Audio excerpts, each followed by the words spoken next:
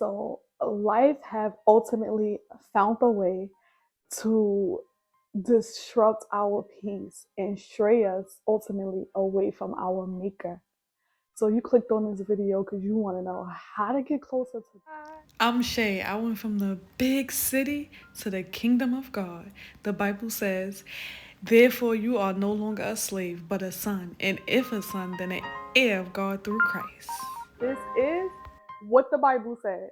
So if you're anything like me, you literally are in this moment, in this season where you felt like, where you feel as though there's a missing piece. There's a missing piece. So you are on your healing journey, right? You have started to do all these different things to make you just feel more at peace, make you feel comfortable in your own skin, and just make you feel a little bit more free. Like just free. Just really just wanting to live the life that God intended for us to live. Live just a peaceful, happy, calm life. Allow me to explain how I was able to get closer to God and the things that worked for me. And I really hope that this video helps you today. I want you to grab your Bible. If this is your first time to my channel, we are reading our Bible. We're Bible girls and Bible men. And this is our community where we're able to commune and fellowship with each other about what we're learning on our journey, getting closer to God and walking into the kingdom of God. And we always make sure that we have our Bibles with us. And we also make sure that we have our dictionaries, we have pens, we have our notepads. We are getting it together because this is Bible talk. So now that you have your Bible, hopefully, we're going to go to chapter 3, verse 2. And it begins to say the things that are keeping us away from God. And it says, she has not obeyed his voice. She has not received correction. She has not trusted in the Lord. And she has not drawn near to her God. So that is clear indication what is keeping us away from our God. And just to like give it more value, these were all things that I was actually doing prior to me picking up my Bible, opening it, and starting to read it, because I was literally sliding down the wall crying, right? At this point, you know that my mother passed away, and my sister, my granddad, my uncle. It was just a year for me. And I was literally crying down the wall, doing an ugly cry. And my Bible literally saves me. And it was a turning point for my peace. Okay? So now, as I read that, I realized that's exactly where I was and the things I was not doing to obey and have commandment and discipline to my relationship with God. How do we obey his voice? How do we obey the voice of God? And we obey the voice of God by having a clear conscience, right? A clear conscience, right? When you go to sleep at night and you're not worrying about the things, you're not worrying, you're free from worry, your conscience is clear. And, you know, the best thing that we always have our dictionary, we can get through. And a clear conscience says that you are aware, mentally awake, or alert. It also means intentional. So, a clear conscience, you are aware, mentally awake, or alert, and intentional. So the first thing is aware. We need to be aware that God is alive and that God exists and he wants to be a part of our life, that the breath that we have is breathed from the breath of God. So we need to be aware of that. As long as we are aware of that, we know that our maker is always here for us and always ready for us to tag him in, right? So having a clear conscience, like being awake and awake in you, knowing who you are, and where you come from, right? Which I have a video on that. And then just, not holding any grudges, like letting go certain energies that do not serve you. So that would mean to have a clear conscience, you will have to be on a healing journey. You will have to heal the things that are hindering you, heal the things that are bringing you pain, heal the things that are stopping you, heal the things that are blocking you, blocking your energy, blocking the positivity, blocking, removing the yoke from your eyes. The yoke is the things that make you blind to reality, right? So having a clear conscience. So that meant I needed to start to begin a healing journey, right? And to begin a healing journey, you need to know what it is that is affecting you. And that needs to come from the beginning, meaning from as soon as you can remember, whatever's in your memory from childhood all the way up to your pivot point at your age right now, you need to recognize and write down. I always say get a notebook and a pen and start to journal and write down the things that you remember from childhood to now, and you will start to see some of the things that need to be healed, right? So you will have to start a healing journey. Whatever healing journey works for you, I would say start the process, because you are going to need to have a clear conscience in order to, to begin to listen to the voice of God. Receive correction. Like, we don't realize it, but a lot of us just, we refuse to to be corrected. We don't want anyone to judge us. We don't want anyone to have anything to say about us. We just want to do whatever we want and not be convicted of it. And that's not going to get us very far. We need to obey wise counsel, obey wise and prudent people, right? And that could be reading a book, ultimately, reading a book about discipline.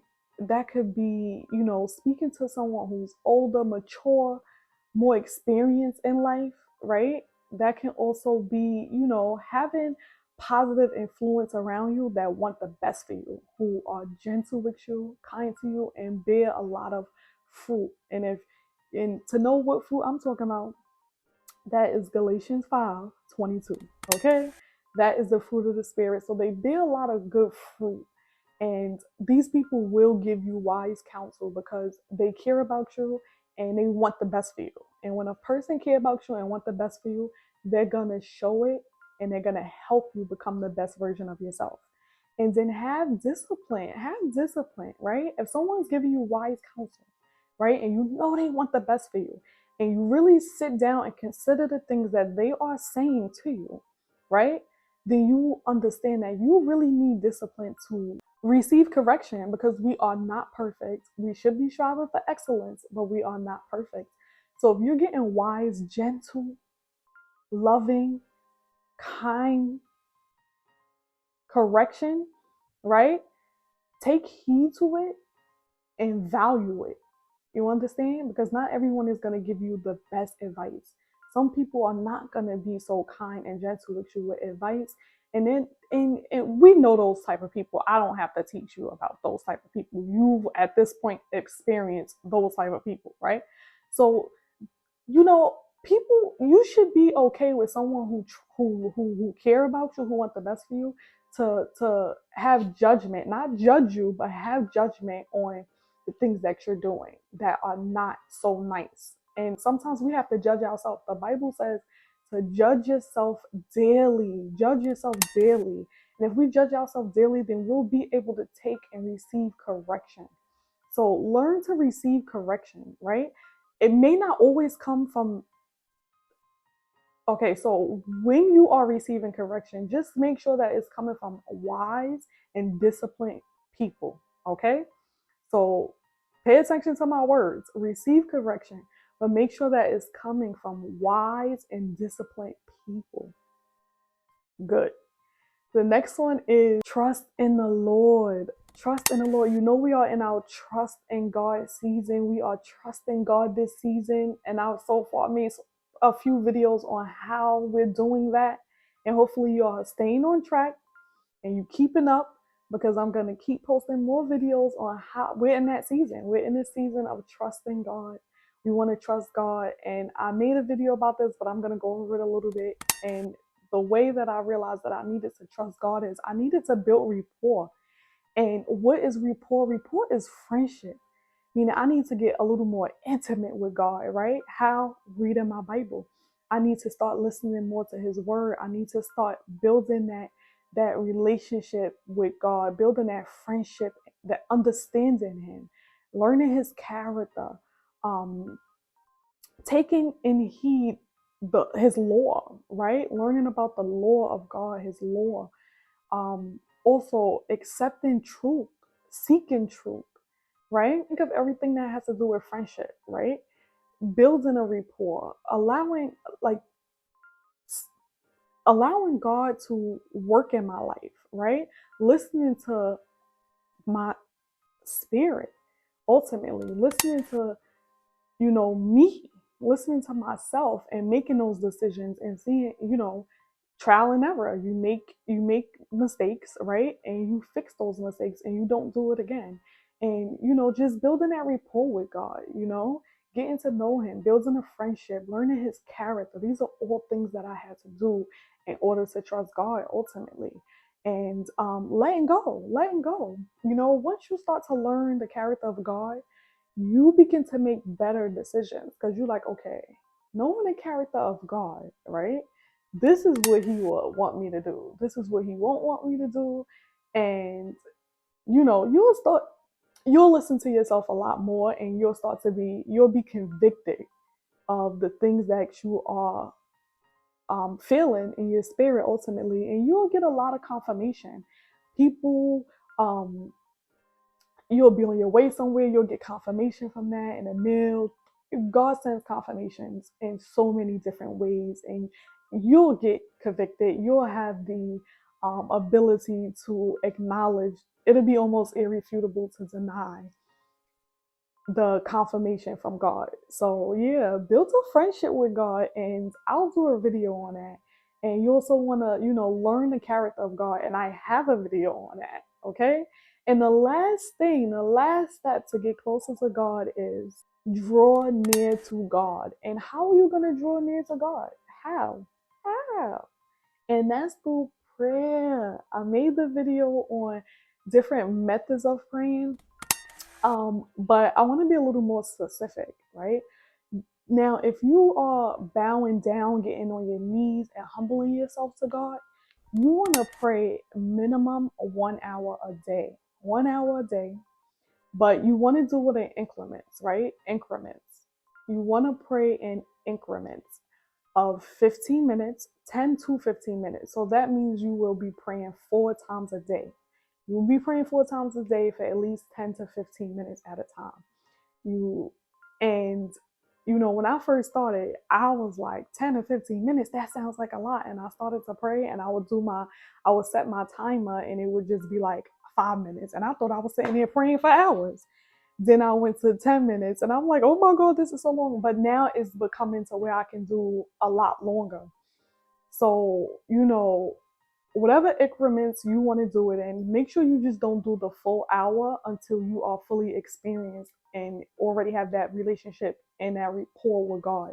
Because if you still going through a healing process and you praying for an hour straight, that serpent energy could come into your mind and have you praying about things that you ain't got no business praying about. Because not all prayers are good prayers, and I got a video on that. That video is coming out, so watch out for that.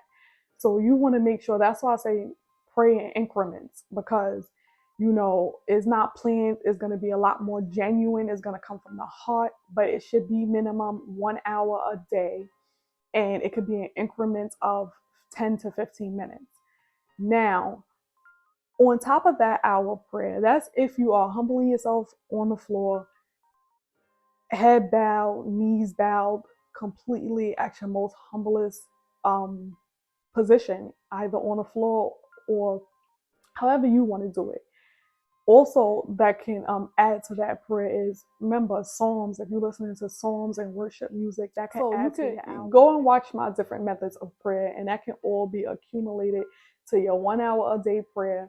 And also reading your Bible, even reading your Bible 30 minutes prior to your day getting started, and then 30 minutes at night. That all accumulates to that 1 hour for the day. So these are all ways that will help you get closer to God, build a better relationship with God, and just keep you on that righteous journey, and building a fruitful spirit. We need more fruitful spirits out there. And the more fruitful your spirit is, the closer you will become and the closer you will get to our Father, our God. And I wish you the best of luck. Like, I want that for you. I pray that you have such a fruitful spirit. I pray that you're around people full of fruitful spirit. I pray that your kids, your family, your friends all have fruitful spirits, so that way you can be the best version of yourself. But remember, we always have to start with us first. We cannot make other people better unless we are healing ourselves and making ourselves better. Okay, so thank you for coming with me on my journey. I'm so excited that I started this channel because I'm able to show you guys that we all could literally get into our Bible and learn our Bible and seek the truth. Seek truth, seek knowledge, right? And just become better versions of ourselves, right? And we're doing it in a community of other people who want to become better versions of themselves. And I love that for us, okay? So if you like this video, make sure you take your finger, your left or right, and you're gonna go and like the video, and then you're gonna share it with your friends and your family, or just people that you know on YouTube that might want to see this, right? Tag them into the comment section, and then you're gonna subscribe. Make sure that you subscribe so you don't miss any of my other videos. And as always, whatever you do today, make sure you do it with kindness. Peace.